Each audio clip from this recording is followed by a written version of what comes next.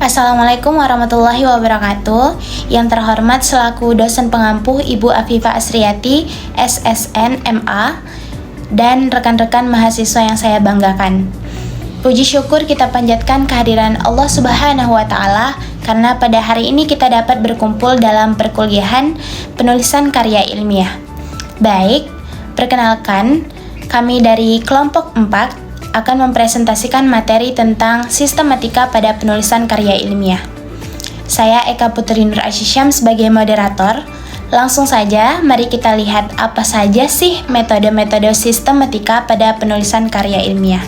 Sebelumnya, sistematika penulisan karya ilmiah adalah serangkaian aturan atau tata cara dalam menyusun suatu karya ilmiah agar tersusun secara sistematis, logis, dan mudah dipahami oleh pembaca.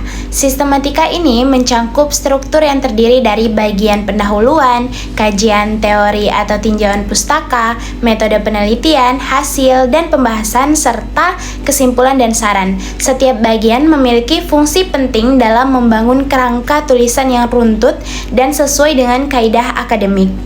Selanjutnya, sistematika penulisan dalam karya ilmiah memiliki peran penting dalam memastikan bahwa informasi yang disampaikan tersusun secara logis, terstruktur, dan mudah dipahami oleh pembaca. Yang pertama, dengan adanya sistematika yang jelas, pembaca dapat mengikuti alur pemikiran penulis dan memahami isi karya ilmiah secara lebih efektif. Yang kedua, sistematika penulisan juga membantu dalam membangun argumen yang kuat dan mendukung kredibilitas penelitian yang dilakukan. Dan yang terakhir, penulisan yang sistematis memungkinkan hasil penelitian dapat diuji, dikaji ulang, dan dijadikan referensi oleh peneliti lain dalam mengembangkan ilmu pengetahuannya. Baiklah, saya akan memaparkan materi yang berjudul Struktur Bagian Awal Makalah Tugas Perkuliahan. Saat membuat makalah tugas perkuliahan, ada berbagai elemen yang harus ada pada bagian awal makalah tersebut. Berikut adalah elemen-elemennya. Yang pertama adalah sampul atau halaman judul. Bagian sampul berisi tentang informasi dasar mengenai makalah yang akan dibuat. Judul yang tertera pada sampul mencerminkan isi dari makalah tersebut. Elemen-elemen yang harus ada di dalam halaman judul adalah sebagai berikut. Yang pertama, judul tulisan. Yang kedua, jenis karya ilmiah, identitas penulis atau afiliasi akademik, logo atau lambang institusi, nama institusi akademik, kota tempat institusi berada, dan yang terakhir adalah tahun terbit makalah. Komponen yang kedua adalah halaman pengesahan, pernyataan, dan abstrak. Ini bersifat opsional, jika dibutuhkan bisa, dan jika tidak perlu digunakan.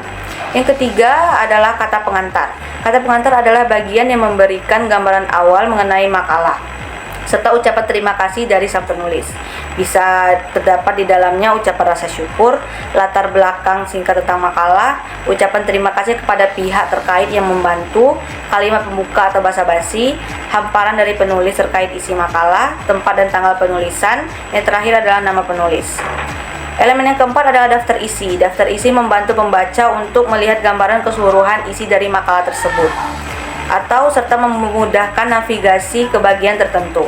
Yang berisi yang pertama adalah judulnya, daftar isi, menggunakan font Times New Roman dengan ukuran 14 untuk judul dan ukuran 12 untuk isinya.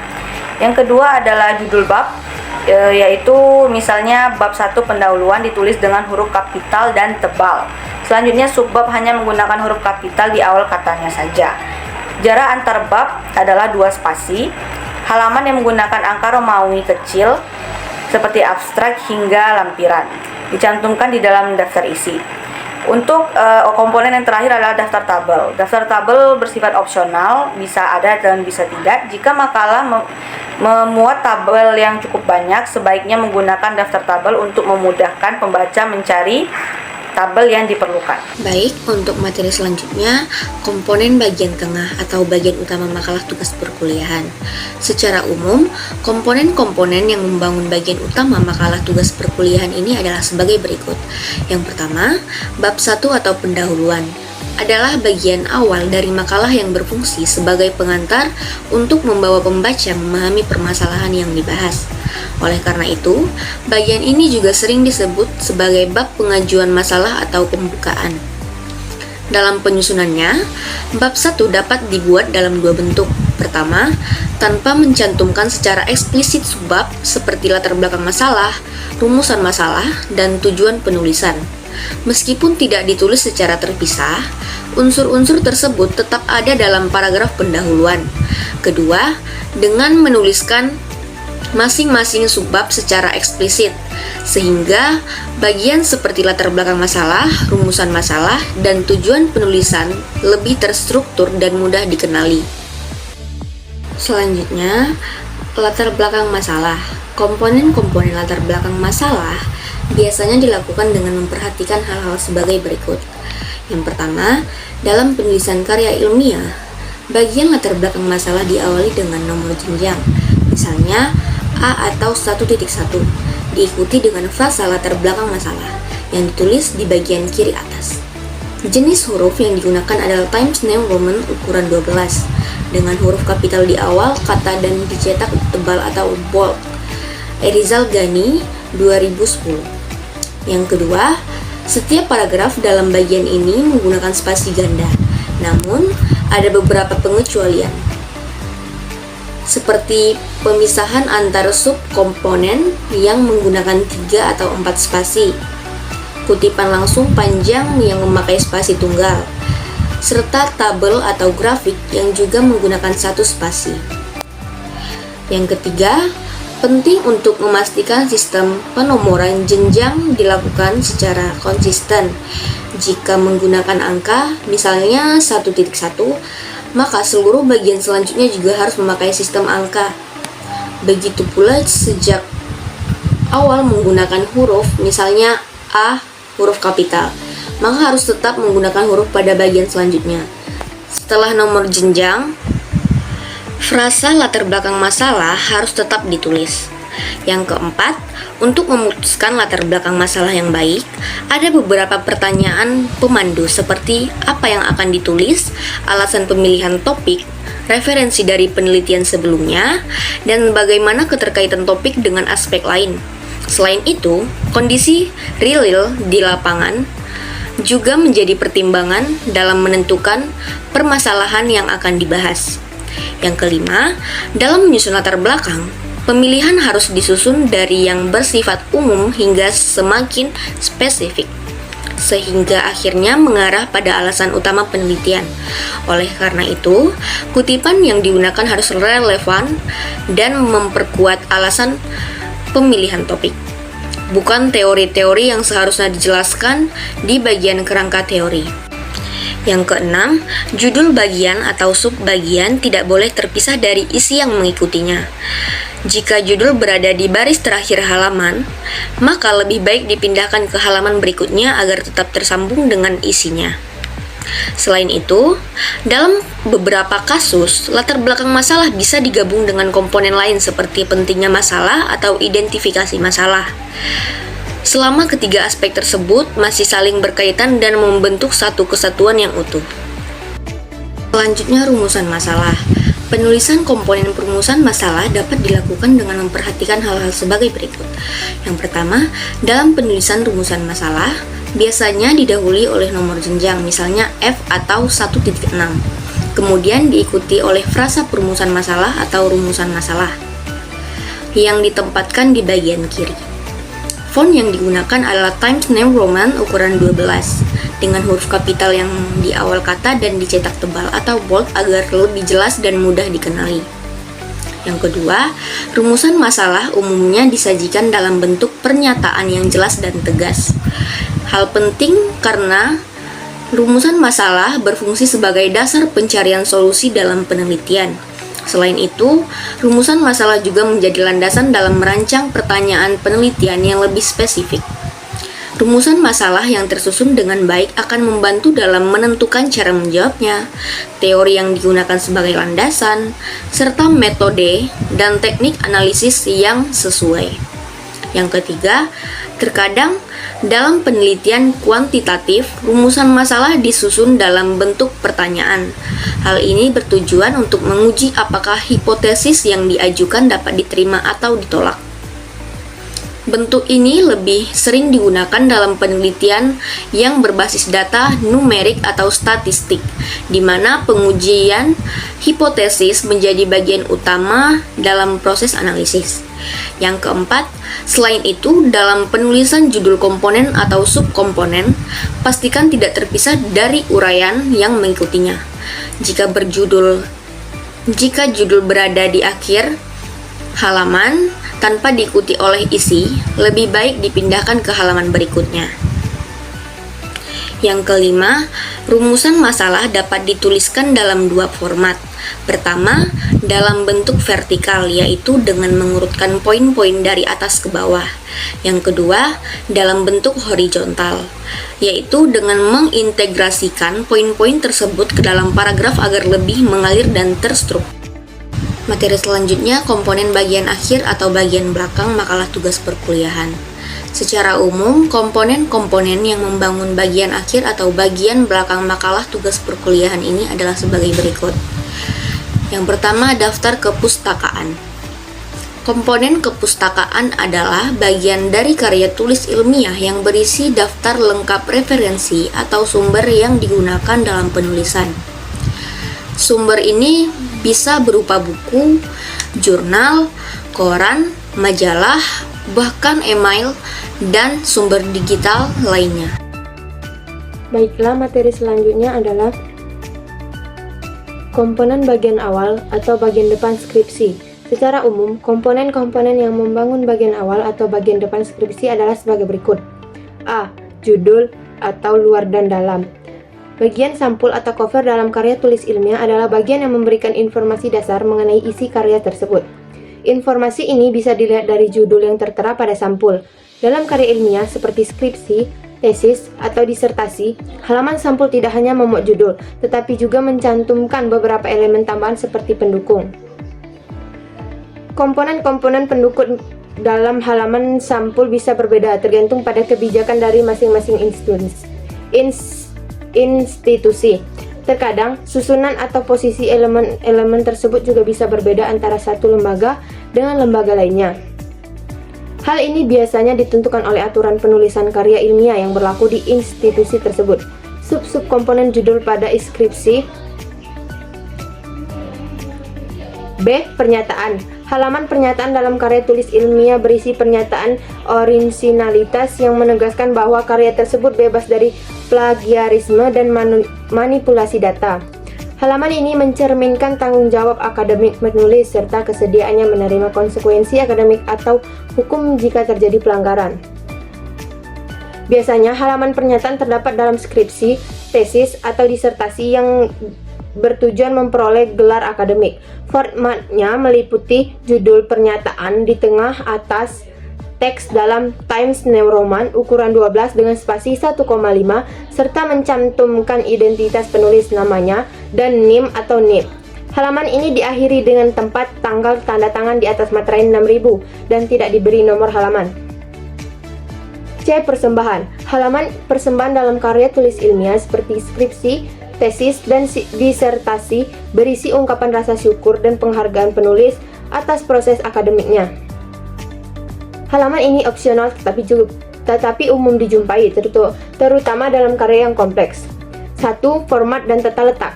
Bisa diawali dengan kata persembahan, dengan huruf kapital, dan di bold. Panjangnya bervariasi, umumnya 1 hingga 2 halaman. Tidak mencantumkan tempat, tanggal, identitas penulis, atau tanda tangan. Letaknya fleksibel dan tidak diberi nomor halaman. 2. Batasan isi. Hindari pemakaian berlebihan seperti puisi, ucapan terima kasih panjang, kutipan ayat suci, atau daftar nama yang tidak relevan. Pernyataan harus ditulis tuntas dalam 1 halaman penuh atau dilanjutkan ke halaman berikutnya tanpa terputus. D. Pengesahan pembimbing. Halaman pengesahan berisi persetujuan dari pihak berwenang seperti pembimbing, promotor, konsultan, atau penguji terhadap karya tulis ilmiah. Hal ini wajib dalam skripsi, tesis, dan disertasi, serta kadang diperlukan dalam makalah atau laporan penelitian. 1. Format halaman pengesahan.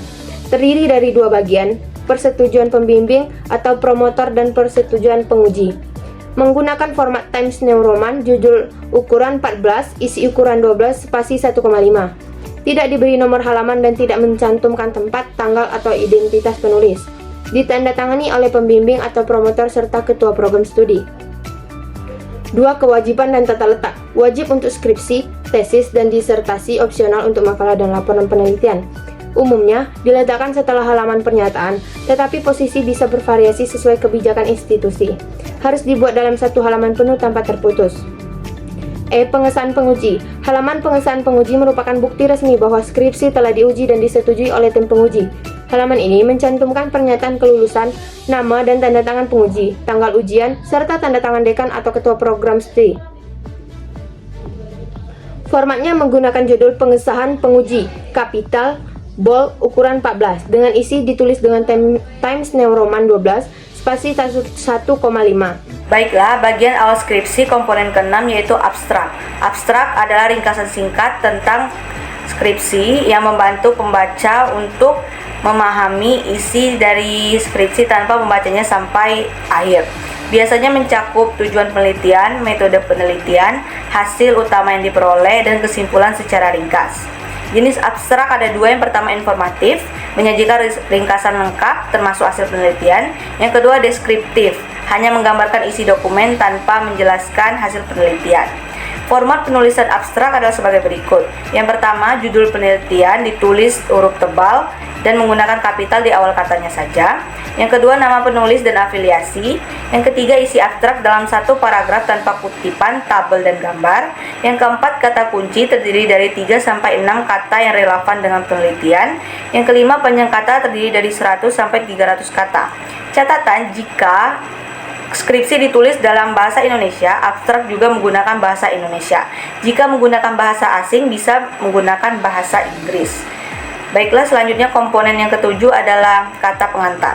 Bagian ini memberikan gambaran awal tentang isi karya ilmiah, serta ucapan terima kasih kepada pihak yang telah membantu menyelesaikannya.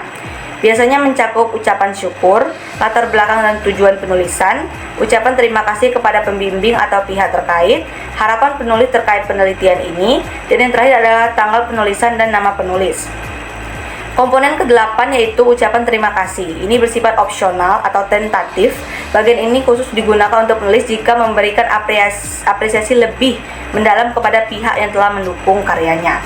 Selanjutnya, komponen yang selanjutnya adalah daftar isi. Daftar isi membantu pembaca menavigasi karya ilmiah dengan mudah. Berikut adalah beberapa aturan dalam penyusunan daftar isi. Yang pertama, judulnya daftar isi harus ditulis di tengah atas halaman dengan huruf kapital dan tebal. Selanjutnya adalah judul bab. Misalnya bab 1 pendahuluan menggunakan huruf kapital dan dicetak tebal. Selanjutnya judul subbab. Menggunakan huruf kapital hanya di awal katanya saja, kecuali kata sambung misalnya latar belakang masalah. Selanjutnya penomoran halaman menggunakan angka Romawi kecil untuk bagian awal sebelum bab 1. Selanjutnya jarak antar bab menggunakan 2 spasi. Selanjutnya komponen selanjutnya adalah daftar tambahan, yaitu opsional jika ada. Isinya yaitu daftar tabel jika terdapat tabel dalam penelitian, daftar gambar jika terdapat ilustrasi atau grafik, daftar singkatan untuk menjelaskan secara teknis yang digunakan, daftar lambang jika terdapat simbol atau lambang dalam penelitian. Yang terakhir adalah daftar lampiran jika dokumen tambahan sebagai pendukung. Baik, sekian pemaparan materi tentang bagian awal dari komponen skripsi. Materi selanjutnya adalah komponen bagian tengah atau bagian utama dalam skripsi. Jenis-jenis nama dan jumlah komponen yang membangun bagian tengah skripsi sangat ditentukan oleh jenis penelitian yang dilakukan serta jenjang pendidikan yang ditempuh. Sungguh pun demikian. Pada umumnya komponen-komponen yang membangun bagian tengah atau bagian utama dalam skripsi adalah sebagai berikut. Yang pertama adalah bab 1, pendahuluan. Komponen yang skripsi yang terdapat pada bab 1 ini adalah sebagai berikut. 1. Latar belakang masalah. 2. Pentingnya masalah. Komponen pentingnya masalah dalam karya tulis ilmiah menjelaskan alasan mengapa suatu masalah layak untuk diteliti.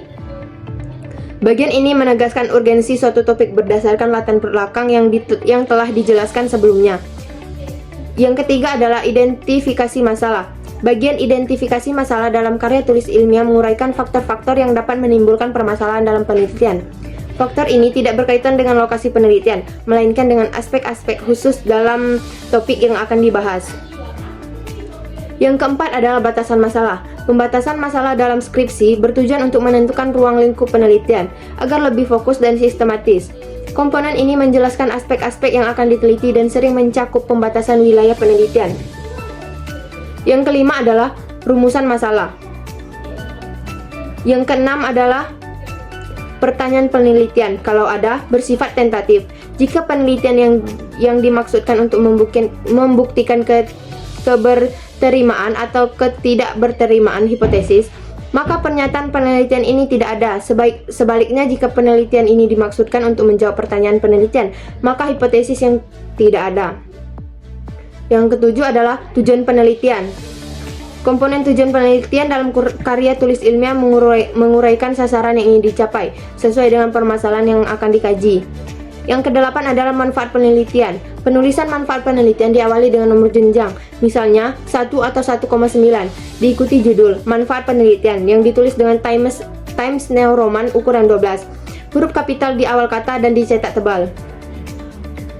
Manfaat penelitian berbeda dengan tujuan penelitian. Tujuan penelitian adalah sasaran yang ingin dicapai, sedangkan manfaat penelitian adalah kegunaan hasil penelitian bagi pihak terkait. Yang kesembilan adalah batasan istilah atau definisi operasional. Batasan istilah atau definisi operasional berfungsi untuk menyamakan pemahaman antara penulis dan pembaca dalam karya ilmiah, menghindari kesalahpahaman, dan menjelaskan istilah dalam konteks penelitian, bukan secara teoritis. Selanjutnya, bab 2, kerangka teoritis. Komponen-komponen skripsi yang terdapat dalam bab ini adalah sebagai berikut. 1. Deskripsi teori atau landasan teori. Deskripsi teori dalam karya tulis ilmiah berisi uraian teori yang mendukung permasalahan penelitian serta menganalisisnya dari sudut pandang teori yang telah diakui dan dapat dipertanggungjawabkan. Teori yang digunakan harus kredibel, telah teruji, dan diterima luas dalam dunia akademik. Penulisan deskripsi teori diawali dengan nomor jenjang, misal A atau 2.1, diikuti dengan frasa deskripsi teori menggunakan huruf Times New Roman ukuran 12 dan dicetak tebal. Teori yang digunakan harus relevan dengan permasalahan yang diteliti. Subkomponen teori hanya perlu dimunculkan jika dapat mempertajam analisis, dan teori yang dipilih harus disusun secara sistematis, mendalam, serta langsung berkaitan dengan permasalahan penelitian. Untuk menentukan teori yang relevan, penulis perlu mempertimbangkan beberapa hal, seperti apakah masalah penelitian dapat dianalisis secara teoritis, teori apa yang paling mendukung, apakah teori tersebut bisa diperinci lebih lanjut, serta dari mana sumber teori diperoleh dan bagaimana cara menyajikannya dalam tulisan. 2. Penelitian terdahulu yang relevan dan penelitian terkait. Bagian penelitian yang relevan mencantumkan penelitian terdahulu yang benar-benar berkaitan dengan topik yang diteliti. Penelitian yang dijadikan rujukan harus memiliki level yang sama atau lebih tinggi. Relevansi penelitian terletak pada permasalahan yang dibahas, bukan lokasi penelitian. Jika terdapat lebih dari satu penelitian terkait, pemaparannya dapat dilakukan secara vertikal atau horizontal. Dalam beberapa karya ilmiah, bagian ini dapat digabungkan dengan skripsi teori. Selain itu, judul komponen tidak boleh terpisah dari isi yang mengikuti di halamannya yang berbeda. Yang ketiga yaitu kerangka berpikir atau landasan konseptual. Kerangka konseptual dalam karya tulis ilmiah menjelaskan pola pikir dan pemahaman penulis terhadap topik atau masalah yang diteliti. Bagian ini harus sistematis dan logis. Kerangka konseptual ditulis dengan format Times New Roman ukuran 12, judulnya dicetak tebal bold dan diletakkan di sisi kiri halaman. Bagian ini bukan teori, melainkan pemikiran orisinal penulis, sehingga kutipan teori tidak diperbolehkan. Jika terdapat perbedaan dengan teori yang digunakan, penulis harus merumuskan kembali sesuai dengan penelitian. Penyajian kerangka konseptual dapat berbentuk uraian verbal atau uraian verbal dengan bagan konseptual sebagai kerangkuman visual. Judul komponen atau subkomponen tidak boleh terpisah dari isinya. Jika terletak di akhir halaman tanpa uraian, maka harus dipindahkan ke halaman berikutnya agar tetap terhubung dengan pembahasannya. Bab 3 yaitu metodologi penelitian. Komponen-komponen skripsi yang terdapat dalam bab 3 ini adalah sebagai berikut. 1. Jenis penelitian. Bagian jenis penelitian diawali dengan nomor jenjang, misalnya B atau 3.2. Diikuti frasa jenis penelitian menggunakan font Times New Roman 12 bold dan diletakkan di kiri halaman. Bagian ini tidak menjelaskan teori jenis penelitian, melainkan alasan pemilihan metode yang digunakan. Jika teori disinggung, hanya untuk menyelaraskan dengan metode yang dipilih. Penentuan jenis penelitian bergantung pada permasalahan dan metodologi penelitian, sehingga harus dipahami dengan baik sebelum memilih metode yang sesuai. Judul komponen tidak boleh terpisah dari uraian. Jika berada di akhir halaman, pindahkan ke halaman berikutnya. Yang kedua yaitu metode penelitian. Metode penelitian dalam skripsi menjelaskan cara penelitian dilakukan mencakup jenis penelitian, teknik pengumpulan data, analisis data, serta prosedur penelitian. Jenis penelitian dapat berupa kuantitatif, berbasis angka dan statistik. Kualitatif, pendekatan mendalam melalui wawancara atau observasi atau campuran. Komponen metode penelitian meliputi 1. Pendekatan dan jenis penelitian, 2. Lokasi dan waktu, 3. Populasi dan sampel, responden dan teknik pengambilan sampel. Yang keempat yaitu teknik pengumpulan data seperti wawancara, kuesioner, observasi atau dokumentasi. Yang kelima yaitu teknik analisis data. Yang ketiga yaitu populasi dan sampel atau responden penelitian. Dalam penelitian skripsi, populasi adalah keseluruhan subjek atau objek yang memiliki karakteristik tertentu yang akan diteliti. Sampel adalah bagian dari populasi yang dipilih untuk mewakili keseluruhan populasi dalam penelitian. Jika penelitian menggunakan semua anggota populasi, maka disebut penelitian populatif atau sensus. Yang keempat yaitu variabel dan data. Bagian variabel dan data penelitian mencantumkan nomor jenjang, misalnya D atau 3.4. Dengan judul dicetak tebal dengan menggunakan Times New Roman ukuran 12. Bagian ini tidak membahas teori, tetapi langsung menjelaskan variabel dan data yang digunakan dalam penelitian. Yang kelima yaitu instrumen penelitian. Penulisan instrumen penelitian diawali dengan nomor jenjang dan frasa instrumen penelitian. Times New Roman 12 bold. Pemilihan instrumen disesuaikan dengan masalah dan metode penelitian. Tidak membahas teori, hanya alasan pemilihannya. Instrumen dapat lebih dari satu, seperti tes observasi, dan wawancara dalam penelitian tindakan kelas atau PTK. Yang keenam yaitu teknik pengumpulan data. Teknik pengumpulan data menjelaskan metode yang digunakan peneliti untuk memperoleh data dan alasan pemilihannya. Metode yang umum digunakan meliputi tes atau testing, wawancara, studi kepustakaan, angket atau kuesioner, dan observasi. Bab 4. Hasil penelitian dan pembahasan. A. Deskripsi data atau temuan penelitian. Dari deskripsi data atau temuan penelitian ini adalah menjelaskan prosedur pengumpulan data dan hasil secara sistematis sesuai dengan metodologi penelitian. Ditulis dengan format khusus, nomor jenjang, judul, deskripsi data dalam bold menggunakan font Times New Roman 12. Data ini bisa dibagi berdasarkan variabel, jumlah, atau alat pengumpulan data. Penelitian kualitatif dalam penelitian ini adalah data diolah dengan metode statistik sederhana. Yang kedua adalah penelitian kualitatif. Dari penelitian ini adalah data diuraikan berdasarkan variabel penelitian. B. Uji prasyarat analisis dan pengujian hipotesis. Uji prasyarat dilakukan untuk memastikan data siap dianalisis. Penelitian kualitatif dan kuantitatif dari penelitian ini adalah dilakukan analisis statistik dan uji hipotesis.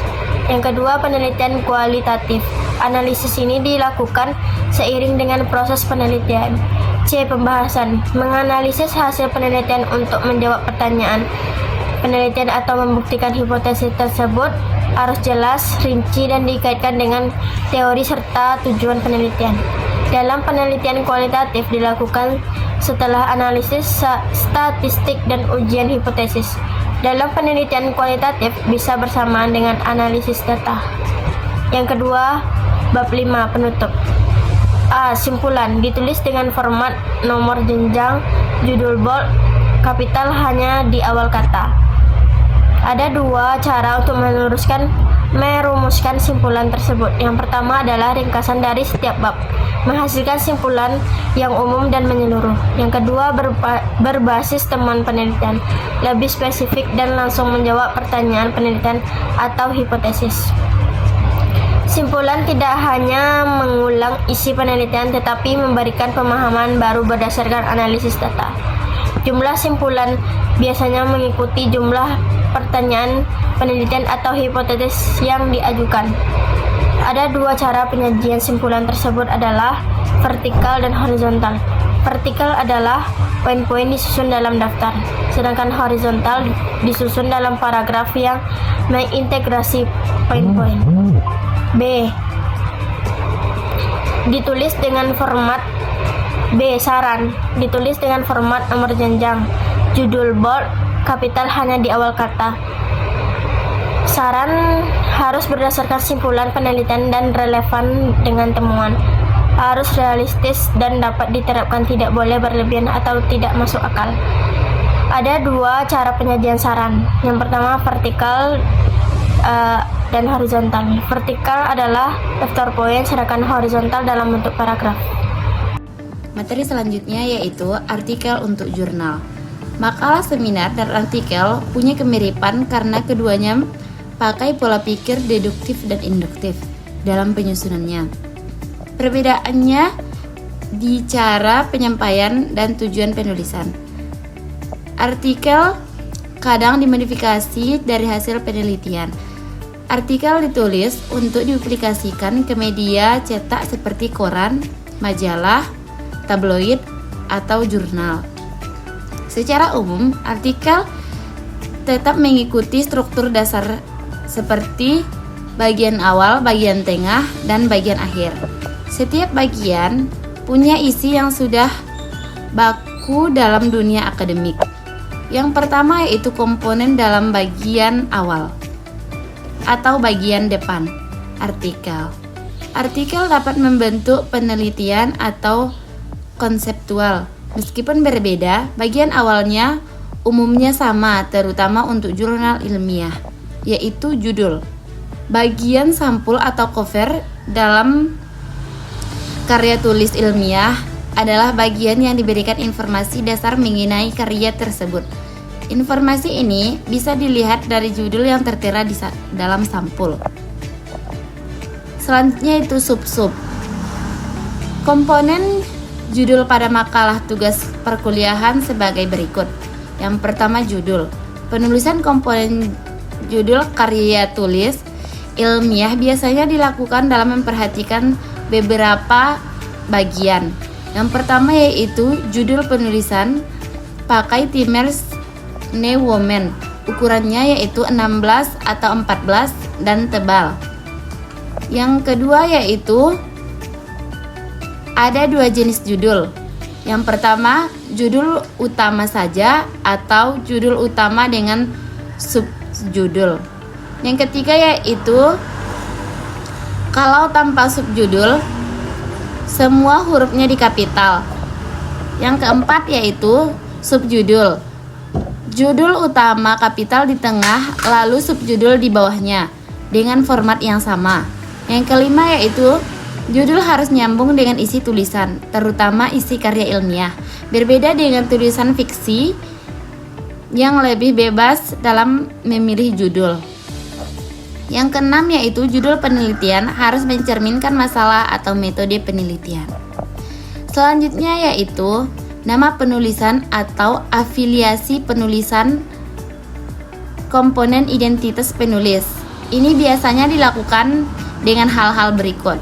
Yang pertama yaitu setiap karya ilmiah harus mencantumkan identitas penulis.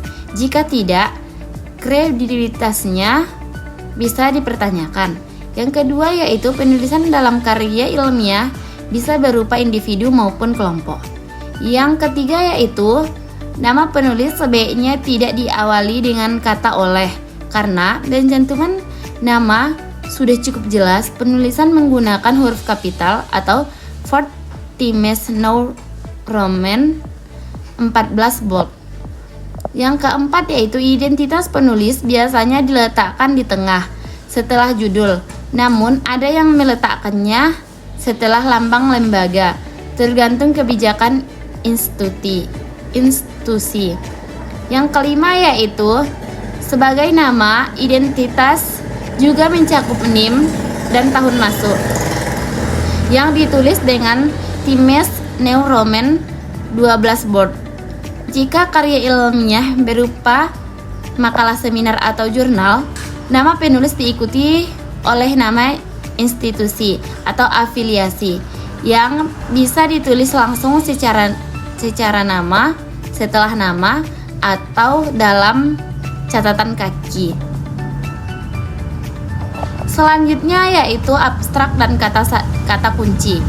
Penulisan komponen atau abstrak biasanya dilakukan dengan hal berikut. Yang pertama yaitu kata abstrak. Harus ditulis di tengah atau halaman dengan huruf kapital Times New Roman ukuran 14 dan dicetak tebal. Isi abstrak ditulis dengan ukuran huruf 20 abstrak yang singkat, padat, dan bermakna. Yang kedua yaitu abstrak diterbitkan bersama naskah dan terpisah. Seperti dalam buku kumpulan abstrak seminar, abstrak membantu membaca, memahami isi tulisan, dan membantu apakah perlu membaca lebih lanjut. Abstrak harus memuat tujuan, metode, hasil, dan kesimpulan. Yang ketiga yaitu dapat diringkas. Digunakan kata-kata yang tepat agar makna tetap jelas meskipun abstrak disingkat, sehingga menghindari penggunaan singkatan kecuali sudah dijelaskan sebelumnya. Yang keempat yaitu abstrak yang diberikan nomor halaman dengan angka Romawi kecil atau I dengan penoroman halaman berikutnya mengikuti dari sini untuk skripsi, tesis, dan disertasi.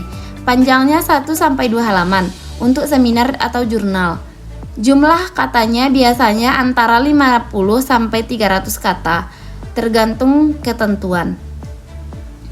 Abstrak ditulis akhirnya karena harus merangkum isi penelitian yang sudah selesai. Namun, untuk seminar, abstrak bisa dibuat lebih awal atau bahan seleksi abstrak ditulis. Yang keenam yaitu bahasa Inggris jika karya ilmiah berbahasa Indonesia.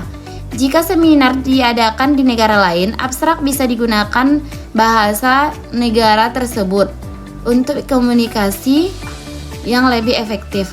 Dalam kondisi tertentu, abstrak bisa ditulis dalam 2 bahasa, misalnya untuk seminar nasional di negara yang tidak menggunakan bahasa Inggris. Yang selanjutnya yaitu komponen bagian tengah atau bagian utama artikel. Pada umumnya, bagian tengah atau bagian utama artikel untuk jurnal ilmiah memuat komponen-komponen berikut. Yang pertama yaitu bagian pendahuluan, umumnya terbagi secara eksplisit ke dalam beberapa subbagian. Unsur-unsur yang menyusunnya seperti latar belakang, masalah, dan tujuan penulisan, dan seringkali disajikan tersirat atau teringkrasi dalam paragraf-paragraf yang menguraikan isi pendahuluan. Yang kedua yaitu mencantum teori atau metodologi penelitian. Bagian pembahasan harus disusun harus sesuai dengan rumusan masalah atau tujuan yang telah diterapkan sebelumnya. Dalam artikel hasil penelitian, bagian ini memuat hasil penelitian serta analisis secara terperinci. Yang ketiga yaitu bagian penutup.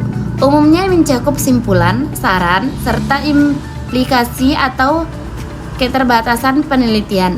Jika ada, bersifat opsional. Masing-masing elemen dapat ditulis secara eksplisit maupun implisit. Ya, selanjutnya yaitu komponen pada bagian akhir atau bagian belakang artikel.